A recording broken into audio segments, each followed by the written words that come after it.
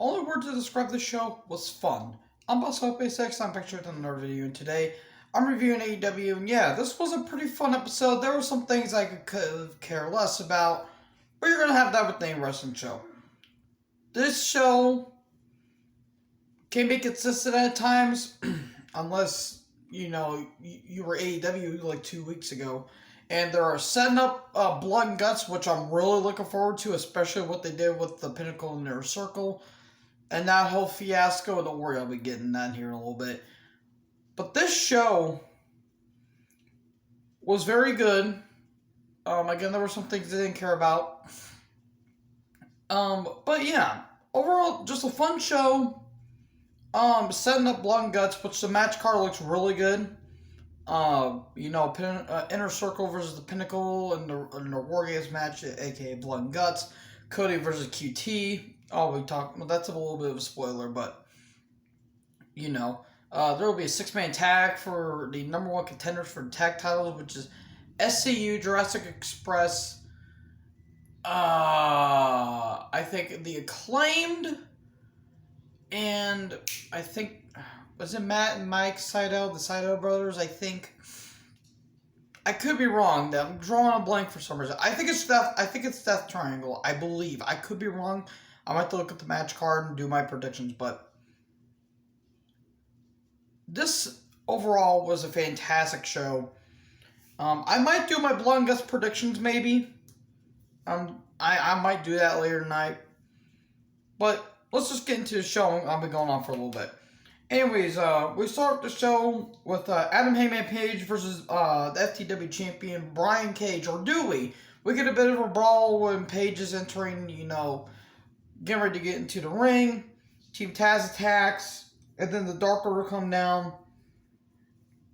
And then we have the match, and well, this was a match. It wasn't bad, but man, Page looked really weak during this match. I don't know what they were doing with them. Page did get in some offense, but man, Brian Cage just basically just ate him alive. There was a really cool moonsault outside. Page, trying to, take down the massive man. Standing moonsault from Cage, which was always impressive for a big man. Cage just powerbombing him. But in the end, Drool Claw 1, 2, 3. Okay. Thanks for coming, Page. We build you up for a couple weeks, then you just got beaten by Brian Cage all of a sudden. I don't know what this is going to lead to. Hopefully this leads to better things for Page, but I don't know. This was just a bit of an odd decision. And then the Elite are in a limo, and I stopped caring. Don Callis tried talking, which is hilarious. I'm talking about how Kenny Omega won the Impact World title. And all that stuff. And for my predictions, by the way, I only got one prediction wrong. Josh Alexander won the X Division title, which really shocked me. But, yeah, we all can't be winners. And then, Michael Naka. Sorry, I had to do that. Or MT Nakazawa, as he's now called. Why is he called MT? Who knows? I don't care. He accidentally hits the limo, and they thought that it was Moxley and Kingston. But he said, oh no, I hit the button. That's how he says that. I didn't care about this. Don't worry, I'll be getting to this more in a little bit. Bucks versus Sydal. Oh, you want me to care about a Young Bucks match in 2021. That is adorable. I didn't care about this match. It's nothing against Matt and Mike Sydal. They're actually a pretty good team. It wasn't terrible, but I just didn't care. BTE Trigger 1, 2, 3. I didn't care about this match. And then SCU shows up. Kazarian with growing his hair back, which is a little bit weird. Said that we grew up with the Young Bucks, but we don't know what these assholes are now. Pointing at them and said, we want to shot the tag titles. They apparently were number one contenders, and we never knew about them. Then we get Jade Cargill promos saying that she wants to, she wants a manager, but she says she's my own boss, and she is that bitch. Okay. I'm curious of what they're going to do with Jade Cargill, I'm sorry about that. Curious what they're going to do with her, because she's got a look. And then we get Orange Cassidy with Trent versus Penta with Alex. I don't know how to pronounce his last name. Abrahantos or something like that. Abramente, I think, something like that. But we get a Penta promo, saying talking about how he beat Trent, or Alex, Alex translates it saying that, we beat Trent last week, and then Orange are going to be beaten to a pulp. Get it? Pulp Fiction. Anyways, I'm ashamed to admit I kind of enjoyed this match, and considering that I'm not a huge fan of Orange Cassidy, that is saying something.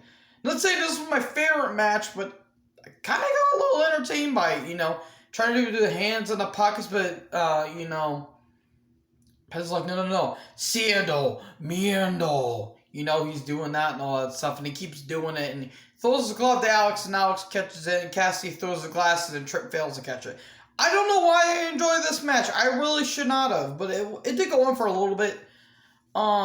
Cassidy hits the beach break, but Alex distracts, and a super kick, goes for the package pile driver, but no.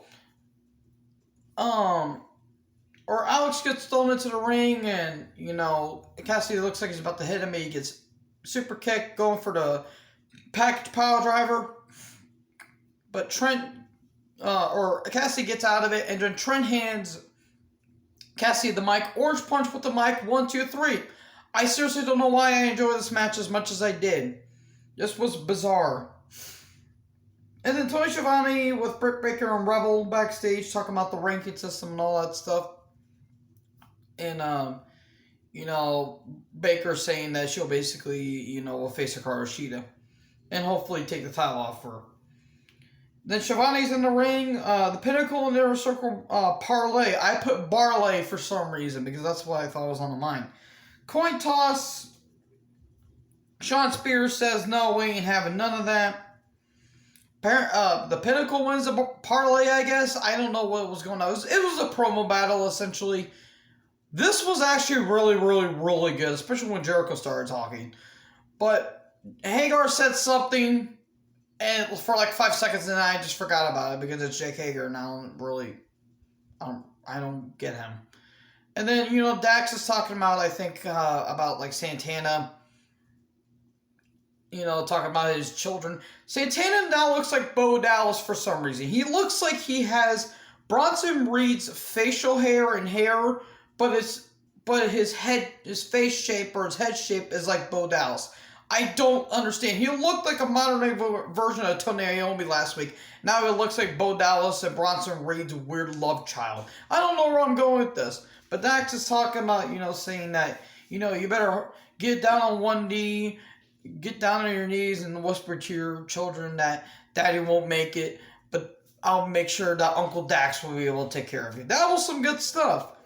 And then when Jericho started talking, he calls, MJF a prick, calling everything but a child of God, essentially, saying that, when I was 25 years old, I was curtain jerking back in WCW and all that stuff. He's like, a damn right I did. Main event shows all over the place, from Japan to Mexico to anywhere you want, saying that we are Blood and Guts and we will beat you at Blood and Guts. This was a really good promo. Really good promo.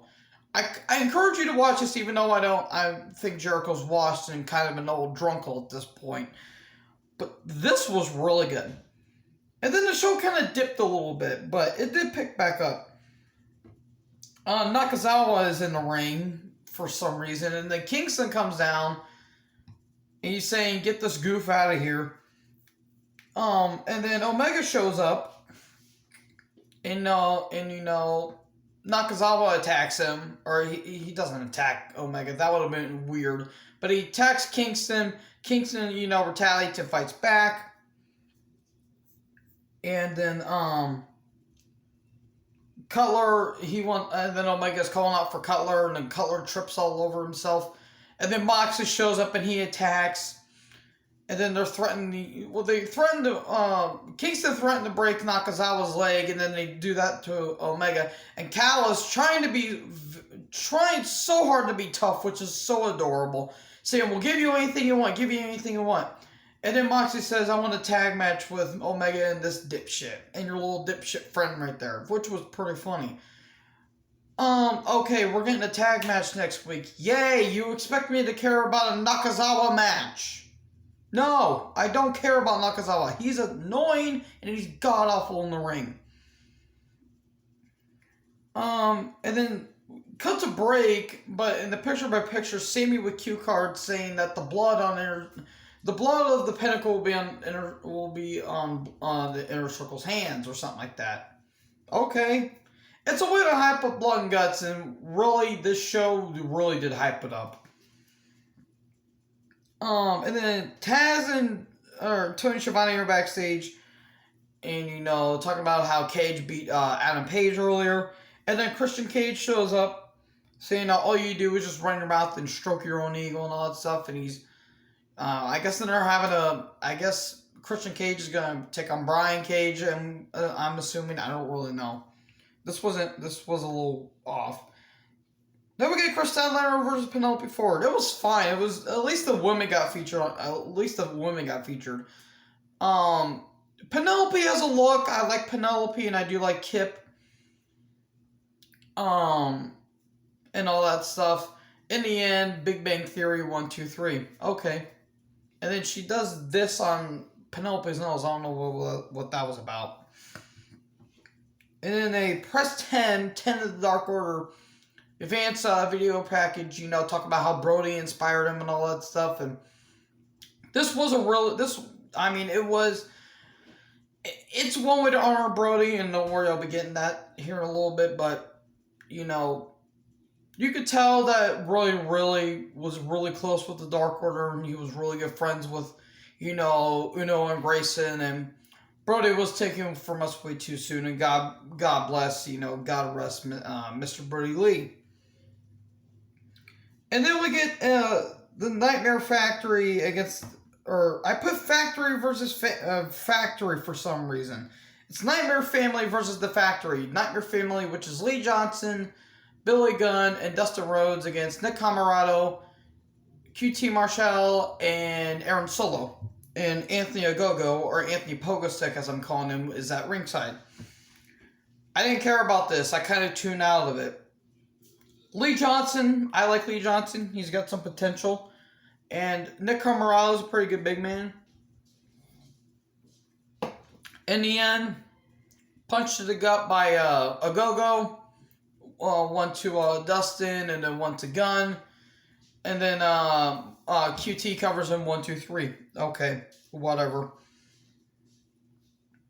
And then the Gun Club attack Austin and Colton. They attack QT, and he's trying to run away. Oh, by the way, the Nightmare Factory showed up in the Cody's bus, essentially. The Nightmare Family bus, which actually looks pretty cool. Then Cody comes out of the bus and starts attacking him. Go on top of the bus, and now every time I think about that, I think of that boop boop banana bus, boop boop banana bus. If you guys get that reference, I love you guys. That's an old school reference. Please tell me somebody will get that. But they're on top of the bus, and then Aubrey's trying to, separate them, and then figure four on top of the bus. Okay. And again, like I said, that Blood and Guts is happening next week. And this one, as soon as they announced this, I had the biggest grin on my face. John Moxley is going to defend his IWGP United States title against, who else? Yuji Nagata. I am so happy for this match. It's happening in 2 weeks. Woo! Yes, please. Please, yes. Hook this into my veins. Don't do drugs, kids. Oh my god. I love Yuji Nagata. He's one of my favorite New Japan stars of all time. I am so happy for this match. And then some guy tried to talk to Miro. I have no idea who this guy was because I wasn't paying attention. And then Miro attacks him and slams the door on his hand, and now he's like holding him. Okay, I don't know what this is. And then we get the main event match. Darby Allin versus 10 of the Dark Order for the TNT title. This might be the best the best match that 10 has in AEW, but don't quote me on that. At least that I've seen. This was okay. This was fine for what it was. You know, Vance, trying to, overpower Darby, and Darby sells really good in this match. He took a German suplex, and he just literally he springed up and then just fell down, which was pretty cool. Darby tries to tear up the mask. In the end, full Nelson, but Darby kicks off at the top rope, covers 1, 2, 3. Okay, that was good. Then he takes off the Brody band. That sounds like a really weird, headband. Takes off the Brody Lee, wristband on it, and he holds it up in the air. That was some good stuff. A little bit of emotion right there. And then, Ethan Page, I forgot to say this. Ethan Page was trying to get into the match earlier. In a really loud pink dress. I swear, that freaking dress, that shirt was louder than I am. And then, Sky attacks Sting. He, chop blocks him. And then, Darby's caught in a chokehold, and Sting's caught in a knee bar. And then, Vance tries to come down. Vance comes down, and he's, attacking him. And then Archer comes out. Vance Archer, aha! Did you see what I did there? If you don't know what that means, then Vance Archer was Lance Archer's gimmick in WWE. Lasted for about 3 months, I think. And then they come down, and then, they run off, Scorpion and, not Scorpion. Get over here! No, they take out Scorpio Sky and Ethan Page. Okay, I don't know what the end game is. Maybe Archer versus Sting, maybe. I don't know what's going on here. But that's it. That's the show there, folks. That was a very, very good Dynamite. Again, there was a lot of highlights, but there were some points of the show that I really didn't care. Anyways, what did you guys think of the show? Did you think it was good? Did you think it was bad? Let me know down in the comment section below. Make sure to like, comment, subscribe. Join the herd. I'll talk to you guys next video. Peace out.